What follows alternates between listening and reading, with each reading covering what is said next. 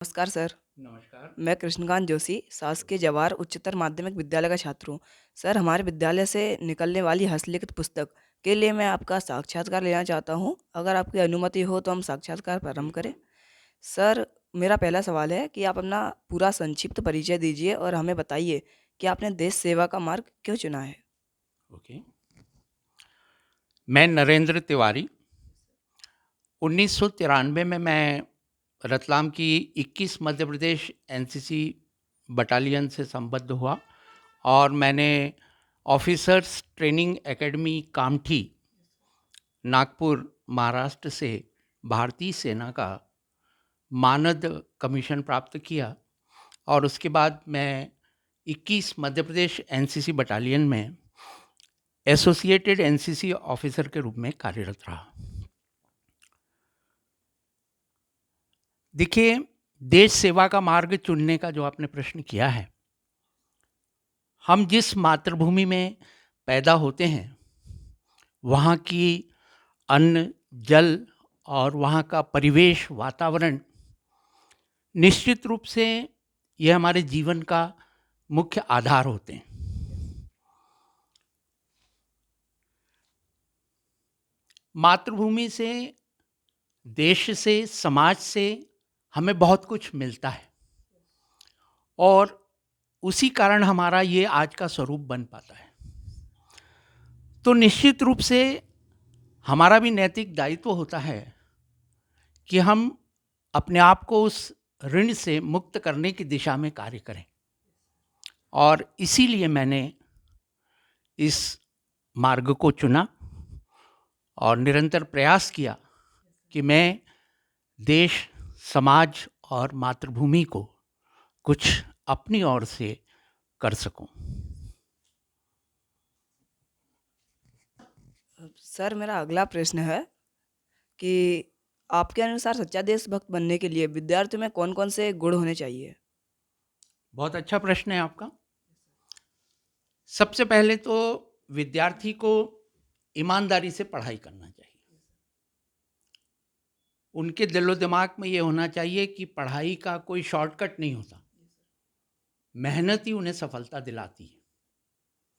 तो पहली चीज़, ईमानदारी से वे अपनी पढ़ाई करें और अपने जीवन में अनुशासन का पालन करते हुए अपने इस अंदर अनुशासनात्मक जीवन शैली अपनाएं, क्षमा करें, स्व अनुशासित हों। तीसरी चीज़ मैं कहना चाहूँगा कि विद्यार्थी सभी राष्ट्रीय प्रतीकों का सम्मान करें। देश, समाज, परिवार के प्रति अपनी जिम्मेदारी का उनमें बोध हो, उत्तरदायी बने और जिस परिवेश में वे रह रहे हैं, जिस पर्यावरण में वे रह रहे हैं, उसके प्रति भी उनमें जिम्मेदारी का बोध हो और उसमें सकारात्मक सोच वे रखें। सर, मेरा अगला सवाल है कि विद्यार्थी अपने विद्यार्थी विद्यालय जीवन से अपने देश निर्माण में किस तरह योगदान दे सकते हैं? मैं जहाँ तक सोचता हूँ कि हर विद्यार्थी के पास एक ये सूत्र जीवन में होना चाहिए: दूरदृष्टि, कड़ी मेहनत, पक्का इरादा और अनुशासन। जो दायित्व वर्तमान में उन्हें सौंपा गया है पढ़ाई का, सबसे पहले प्राथमिकता के आधार पर उसमें पूरी क्षमता के साथ वो मेहनत करें, नैतिक मूल्यों और भाईचारे को अपने जीवन में अपनाएं,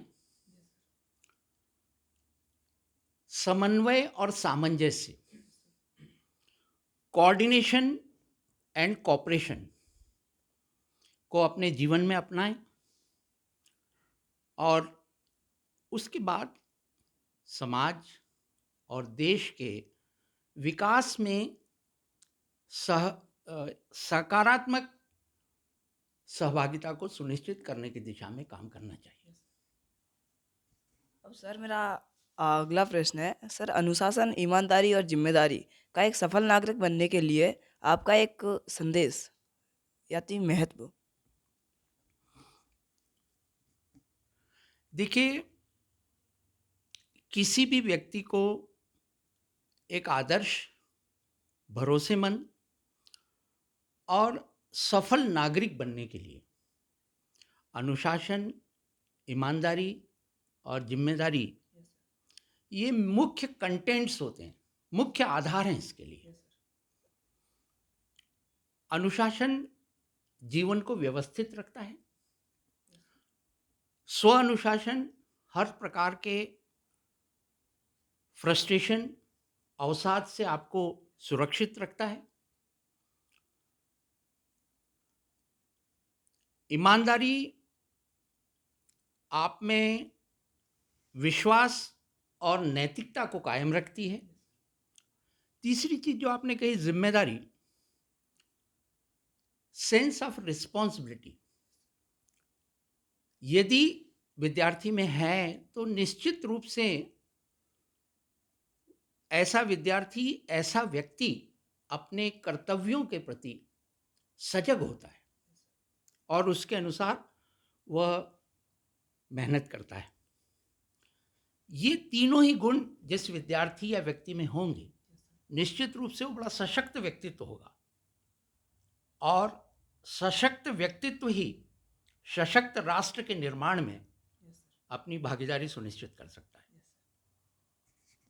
सर मेरा अगला प्रश्न है कि स्वतंत्रता दिवस हमारे लिए केवल एक पर्व नहीं है बल्कि हमारी एक जिम्मेदारी भी है। इस पर आपका एक संदेश सर। देखिए, आज़ादी केवल आपका एक अधिकार नहीं है, आपकी एक अहम जिम्मेदारी भी है और इसे निभाने के लिए सभी को संकल्पित होना चाहिए कि वे समन्वय और सामंजस्य, कोऑर्डिनेशन और कोऑपरेशन की भावना, एकता की भावना, भाईचारे की भावना, इसको लेकर के आगे बढ़ें। तभी वे अपने लक्ष्यों को हासिल कर पाएंगे और एक अखंड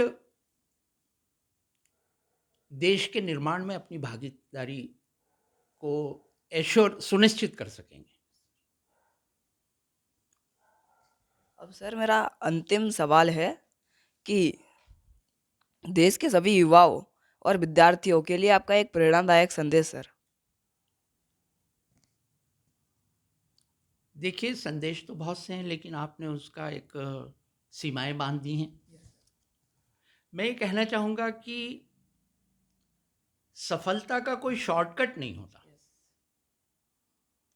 हर सफलता केवल कड़ी मेहनत का परिणाम होती है। ये युवाओं में, विद्यार्थियों में अटूट विश्वास होना चाहिए।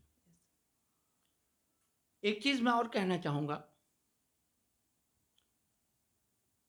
घड़ी को देखो मत, घड़ी को देखो मत, वो जो करती है वह करो।